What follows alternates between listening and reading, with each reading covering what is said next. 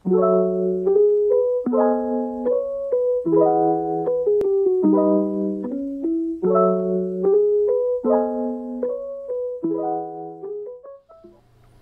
kemudian kita masuk ke sistem informasi geografi. Nah, sistem informasi geografi itu adalah merupakan integrasi dari sistem komputer yang bertujuan untuk mengolah informasi spasial.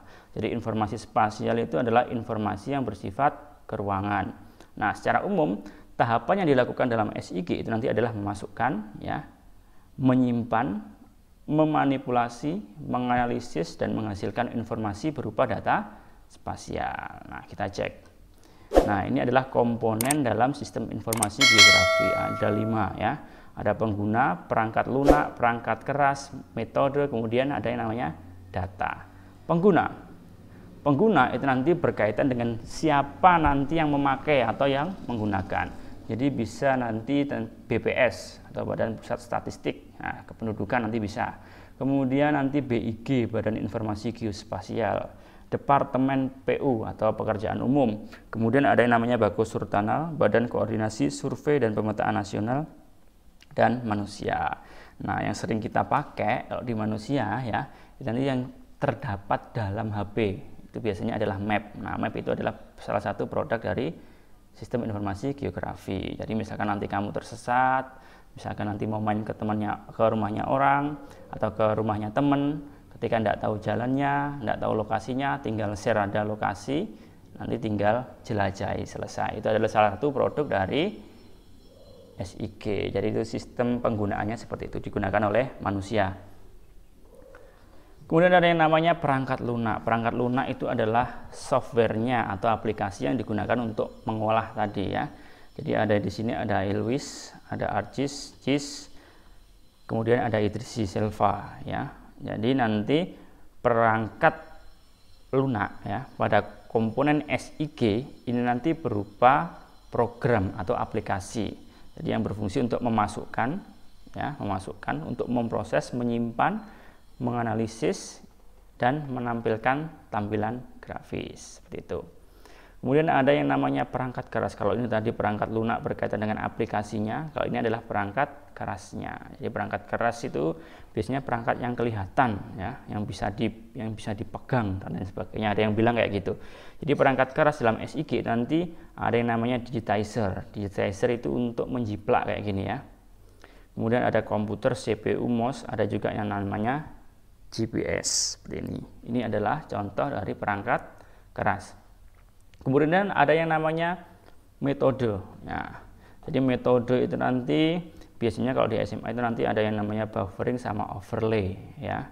Jadi kalau buffering itu nanti biasanya cocok digunakan untuk mengetahui dampak, ya, dampak misalkan contoh gunung meletus. Nah, nanti dengan buffering, metode buffering nanti kita akan tahu seberapa luas daerah yang terkena dampak abu vulkanik misalkan, atau mungkin bisa berkaitan dengan banjir, ya. Jadi nanti misalkan ada banjir, kita dengan metode buffering ini bisa mengetahui seberapa lebar, ya. Misalkan dari bibir sungainya itu nanti mengalami luapan seberapa lebar, nanti bisa menggunakan yang namanya buffering kayak gini. Kemudian ada juga yang namanya overlay. Overlay itu apa? Overlay itu adalah metode tumpang tindih atau tumpang susun. Jadi terdiri dari beberapa peta, ya. Jadi dari peta itu nanti akan menghasilkan satu peta yang memiliki informasi yang lengkap. Contoh misalkan seperti ini. Yang pertama ini adalah tentang peta kemiringan lereng. Kemudian yang kedua ini tentang peta misalkan curah hujan. Kemudian yang ketiga tentang peta vegetasi. Nah, ketika digabungkan antara kemiringan lereng, curah hujan dan vegetasi, itu nanti bisa menjadi yang namanya peta kerawanan tanah longsor, misalkan seperti itu. Jadi overlay itu menggabungkan dari 1, 2, 3 peta menghasilkan peta yang baru, itu namanya adalah overlay, ya. Kemudian yang terakhir ada yang namanya data. Nah, data dalam SIG itu berperan sebagai bahan yang akan diolah, ya. Jadi ketika teman-teman mau masak itu otomatis kan harus ada yang namanya bahan yang mau dimasak. Nah, dalam SIG bahan itu nanti berupa data gitu loh ya. Jadi data itu nanti ada dua. Yang pertama namanya adalah data spasial, yang kedua itu namanya adalah data atribut. Nah, kalau data spasial itu nanti orientasinya berupa ke ruangan. Contohnya seperti ini, misalkan ini adalah hasil dari foto udara pada penginderaan jauh atau mungkin citra satelit ya. Kemudian ada juga yang namanya data atribut. Kalau data atribut itu nanti adalah data penjelasnya itu. Nah, kita lihat model datanya. Nah, jadi model datanya itu nanti ada dua ya, ada vektor, ada raster. Nah, jadi kalau yang vektor itu nanti biasanya ya dia terbagi atas 3 macam, yaitu titik atau disebut sebagai point, garis, line, dan area atau disebut sebagai poligon ya. Jadi data vektor itu nanti terbagi atas 3 macam berupa titik, garis, dan area atau point, line, dan poligon. Contoh seperti ini. Nah, ini adalah salah satu contoh dari data vektor. Nah, di data vektor itu nanti berisi tentang point titik kayak gini nih ya, titik. Kemudian ada yang line. Jadi line itu nanti tercipta dari beberapa titik, minimal 2 baru bisa membentuk yang namanya garis. 1, 2 itu baru bisa membentuk yang namanya garis. Atau mungkin banyak titiknya nanti akan menjadi lebih panjang. Kalau area itu nanti minimal terdiri dari 3 titik, 1, 2, 3 misalkan seperti ini, baru bisa membuat ruang ya atau area. Tuh. Ini adalah contoh dari data vektor.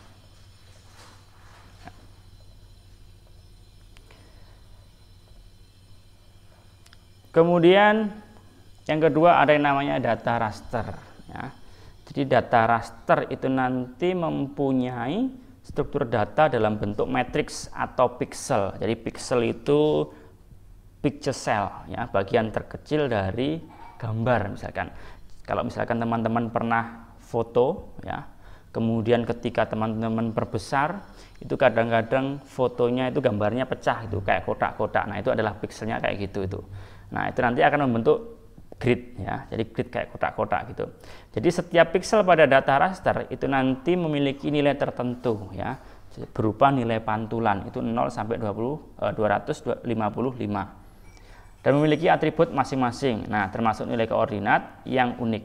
Jadi tingkat keakurasian model data ini sangat tergantung pada ukuran pixel ya, atau yang disebut sebagai resolusi. Misalkan teman-teman punya HP ya, kameranya yang satunya misalkan 8 megapiksel, kemudian satunya misalkan 32 piksel. Nah, otomatis nanti resolusinya akan beda ya. Jadi ketajamannya nanti akan beda. Ketika diperbesar itu nanti kalau yang 32 piksel itu nanti lebih maksimal daripada yang 8 piksel seperti itu ya. Jadi contoh data raster itu nanti seperti ini. Jadi poinnya data raster itu nanti berbentuk grid kayak gini, kotak-kotak ini ya. Kotak. Kalau garisnya sama, kotak tapi memanjang seperti ini. Areanya juga begitu ya. Ini adalah contoh dari data. Jadi data tadi ada yang raster, ada yang vektor. Kalau yang vektor itu nanti titik, garis, dan areanya berupa titik-titik kayak gitu. Tapi kalau raster itu nanti berupa grid ya, kayak gini. Seperti itu. Baik, kemudian kita masuk ke tahapan kerja ya. Jadi tahapan kerja dalam SIG itu nanti ada yang namanya input, masukan ya, kemudian manipulasi dan analisis data serta output. Jadi output itu hasilnya nanti kayak apa. Yang pertama ya.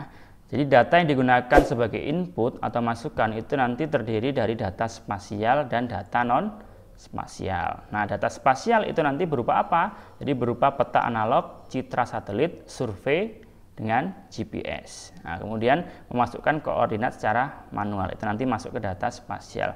Sedangkan masukan data non spasial itu nanti berupa data atribut. Data atribut itu bisa disebut sebagai data penjelas. Seperti apa? Contohnya misalkan laporan, artikel ya, jurnal penelitian, misalkan data-data tentang curah hujan yang berbentuk angka, misalkan jumlah penduduk. Nah, itu contoh dari data non spasial. Kemudian yang kedua ada yang namanya manipulasi dan analisis data. Nah, jadi pada tahap ini data itu diolah sesuai dengan kebutuhan pengguna. Jadi pengolahan tersebut itu dapat berupa menambahkan atau mengurangi data. Namanya saja manipulasi. Ya, jadi ini bisa ditambahkan atau bisa dikurangi nanti ya. Jadi menganalisis data dan mengedit data. Nah, yang bagian manipulasi itu biasanya yang diubah adalah skala dan warna serta simbolnya. Ya, jadi yang dimanipulasi yang bisa diubah-ubah itu nanti adalah skala, warna, dan simbol. Kalau yang analisis data adalah itu nanti berkaitan dengan memperhitungkan jarak, luas, koordinat, dan geoprocessingnya. Jadi pemrosesannya kayak apa nanti itu.